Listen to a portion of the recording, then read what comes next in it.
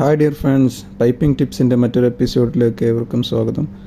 ഇന്ന് നമ്മൾ ഡിസ്കസ് ചെയ്യുന്നത് പിഗ്ഗിങ് എങ്ങനെയാണ് ചെയ്യുന്നത്, എന്താണ് പിഗ് ലോഞ്ചർ, എന്താണ് പിഗ് റിസീവർ, എന്താണ് പിഗ്സ് എന്നുള്ള ഒരു സിമ്പിളായിട്ടുള്ള ഒരു ഇൻട്രൊഡക്ഷൻ മാത്രമാണ് ഇന്ന് നമ്മൾ ചെയ്യുന്നത്.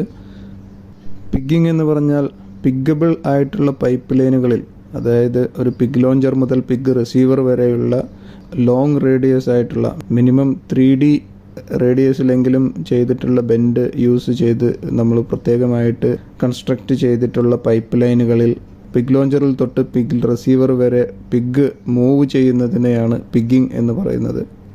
അങ്ങനെ പിഗ് ലോഞ്ചറിൽ തൊട്ട് പിഗ് റിസീവർ വരെ പിഗ് മൂവ് ചെയ്യുന്നത് ഡിഫറെൻറ്റ് പർപ്പസിനായിരിക്കാം. മേ ബി ക്ലീനിങ് ആയിരിക്കാം, അല്ലെങ്കിൽ എന്തെങ്കിലും ഫോൾട്ട് കണ്ടുപിടിക്കുന്നതിനായിരിക്കാം, എന്തെങ്കിലും ഡാമേജസോ അല്ലെങ്കിൽ എന്തെങ്കിലും ബ്ലോക്കേജസോ എന്തെങ്കിലും ഉണ്ടെങ്കിൽ അത് കണ്ടുപിടിക്കുന്നതിനായിരിക്കാം. അങ്ങനെ ഡിഫറെൻറ്റ് പർപ്പസിന് വേണ്ടിയിട്ടുള്ള പിഗ്സ് നമ്മുടെ പിഗ് ലോഞ്ചർ തൊട്ട് പിഗ് റിസീവർ വരെ ഷിഫ്റ്റ് ചെയ്യുന്നതിന് അല്ലെങ്കിൽ ട്രാൻസ്പോർട്ട് ചെയ്യുന്നതിനെയാണ് പിഗ്ഗിങ് എന്ന് പറയുന്നത്. സിമ്പിളായിട്ട് പറയുമ്പോൾ പിഗ്ഗിങ് ചെയ്യുന്നത് പിഗ്ഗബിൾ ആയിട്ടുള്ള ലൈനുകളിലാണ്. അതായത് ഞാൻ നേരത്തെ സൂചിപ്പിച്ചു, ഏറ്റവും ചുരുങ്ങിയത് ഒരു 3D റേഡിയസിലെങ്കിലും ചെയ്തിട്ടുള്ള ബെൻഡ് യൂസ് ചെയ്തിട്ടാണ് നമ്മുടെ പിഗ്ഗബിൾ ലൈൻസ് ഫാബ്രിക്കേഷൻ ചെയ്യുന്നത്. മറ്റ് ഷോർട്ട് റേഡിയസോ അല്ലെങ്കിൽ ലോങ് റേഡിയസോ ആയിട്ടുള്ള ഫിറ്റിങ്സും ഒന്നും പൈപ്പ് ലൈനിൽ യൂസ് ചെയ്യാത്ത, സ്പെഷ്യലായിട്ട് ഡിസൈൻ ചെയ്തിട്ടുള്ള പൈപ്പ് ലൈനിലാണ് പിഗ്ഗിങ് ചെയ്യാൻ പറ്റുന്നത്. അതിൽ തന്നെ ടീ ഉപയോഗിക്കുന്നുണ്ടെങ്കിൽ അത് മിക്കവാറും ബാർഡ് ടീ, അതായത് വൺ ഡയറക്ഷണൽ മാത്രം ഫിക്സ് ചെയ്തിട്ടുള്ള ടീ ആയിരിക്കും യൂസ് ചെയ്യുക.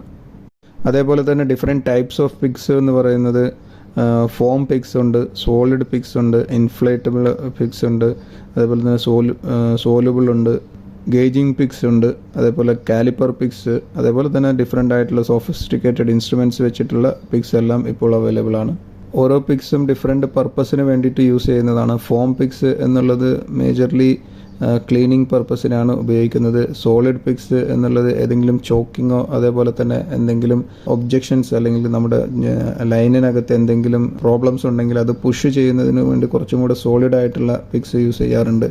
അതേപോലെ തന്നെ ഇൻഫ്ലേറ്റബിൾ പിഗ്സ് ചില സ്ഥലത്ത് ബ്ലോക്കേജ് എല്ലാം വരുന്ന സമയത്ത് അത് പോയിട്ട് പിന്നീട് ഇൻഫ്ലേറ്റ് ചെയ്യുന്ന രീതിയിൽ. അങ്ങനെ സോലുബിൾ പിഗ്സ് ഉണ്ട്. സോലുബിൾ പിഗ്സ് അത് വെള്ളത്തിൽ അലിഞ്ഞു പോകുന്ന രീതിയിലുള്ള പിഗ്സാണ്. അത് പിന്നീട് ലൈനിൽ തന്നെ ഡിസ്പോസ് ചെയ്യാൻ പറ്റുന്ന രീതിയിലാണ് യൂസ് ചെയ്യുന്നത്.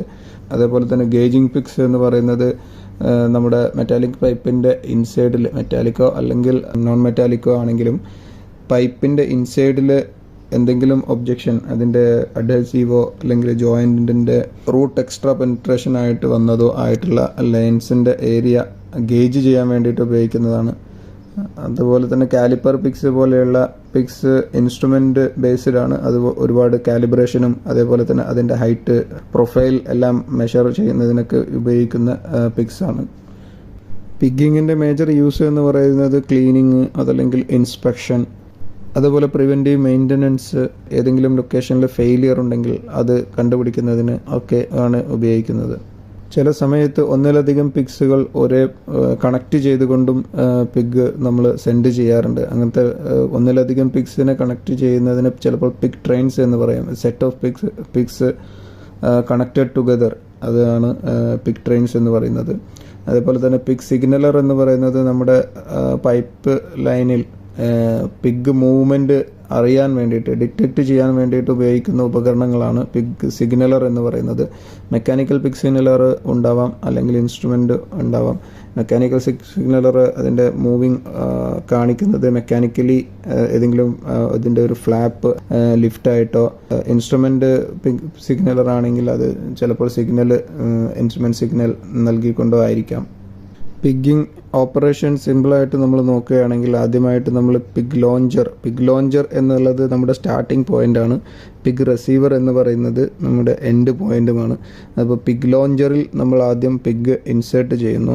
സിസ്റ്റം ഡീപ്രഷറൈസ് ചെയ്ത് പിഗ് ലോഞ്ചർ ഓപ്പൺ ചെയ്ത് പിഗ് ലോഞ്ചറിനകത്തേക്ക് ആവശ്യമായ പിഗ് ഇൻസേർട്ട് ചെയ്യുന്നു. പിഗ് ലോഞ്ചറിൻ്റെ ഷേപ്പ് എന്ന് പറയുന്നത് എൻ്റർ ചെയ്യുന്ന ഭാഗത്ത് അല്പം ഡയമീറ്റർ കൂടിയ ഏരിയയും അതിനുശേഷം അത് റെഡ്യൂസായി പൈപ്പ് ലൈനിൻ്റെ സൈസിലേക്ക് റെഡ്യൂസ് ആയിട്ടാണ് പിഗ് ലോഞ്ചർ ഉണ്ടാവുക. അപ്പോൾ ഇതിൻ്റെ പിഗ് ലോഞ്ചറിൻ്റെ ഹയർ ഡയമീറ്ററുള്ള ഏരിയയിൽ പിഗ് പ്ലേസ് ചെയ്തിട്ട് അതിൻ്റെ റെഡ്യൂസർ വരെ പുഷ് ചെയ്ത് വെക്കും. അതിനുശേഷം നമ്മൾ പിഗ് ലോഞ്ചർ ക്ലോസ് ചെയ്യും. അതിനുശേഷം പിഗിൻ്റെ ഡൗൺ സ്ട്രീമിൽ അതിനൊക്കെ പ്രത്യേകം ലൈൻസുകൾ ഉണ്ടാവും. കിക്കർ ലൈൻസ് പോലെയുള്ള ലൈൻസുകൾ യൂസ് ചെയ്തിട്ടോ അല്ലെങ്കിൽ സൈഡിൽ നിന്നും പ്രഷറൈസ് ചെയ്യാനുള്ള ലൈനുകൾ ഉണ്ടാവും.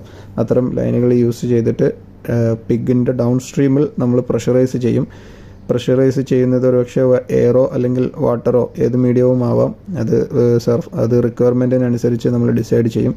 എയർ ആണെങ്കിൽ എയർ കൊടുത്തുകൊണ്ട് അല്ലെങ്കിൽ വാട്ടർ ആണെങ്കിൽ വാട്ടർ ഫില്ല് ചെയ്തുകൊണ്ട് പിഗിൻ്റെ ബാക്ക് സൈഡിൽ നമ്മൾ പ്രഷറൈസ് ചെയ്യും. അതേപോലെ തന്നെ അതിൻ്റെ പിഗ് റിസീവർ സൈഡിൽ നമ്മൾ ഒരു ബാക്ക് പ്രഷർ മെയിൻറ്റെയിൻ ചെയ്യുകയും ചെയ്യും. പിഗിൻ്റെ മൂവ്മെൻറ്റ് നമ്മൾ കൺട്രോൾ ചെയ്യുന്നത് ഡൗൺ സ്ട്രീമിൽ അഥവാ പിഗ് റിസീവർ സൈഡിൽ ഫ്ലോ റെഗുലേറ്റ് ചെയ്തുകൊണ്ടാണ്. അത് ഒരു മിനിമം ബാക്ക് പ്രഷർ മെയിൻറ്റെയിൻ ചെയ്തുകൊണ്ട് നമ്മുടെ ഫ്ലോ അൺകൺട്രോളബിൾ ആയിട്ട് മൂവ് ചെയ്യുന്നത് നമ്മൾ നിയന്ത്രിക്കും.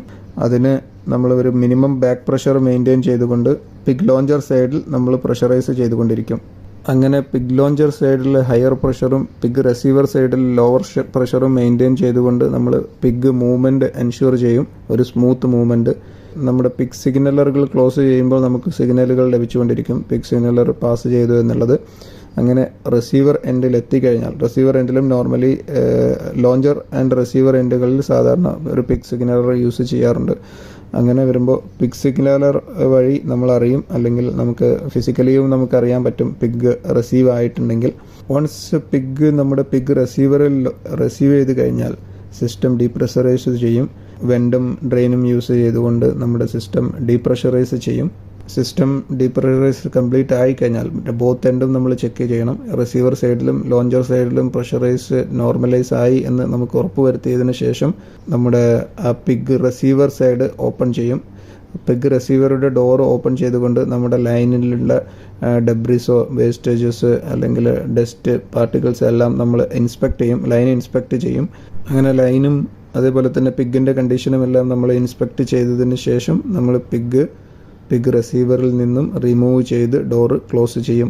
വീണ്ടും ആവശ്യമെങ്കിൽ നമ്മുടെ റിസൾട്ട് സാറ്റിസ്ഫാക്ടറി ആയിട്ടില്ലെങ്കിൽ വീണ്ടും നമ്മൾ പിഗിങ് റിപ്പീറ്റ് ചെയ്യും.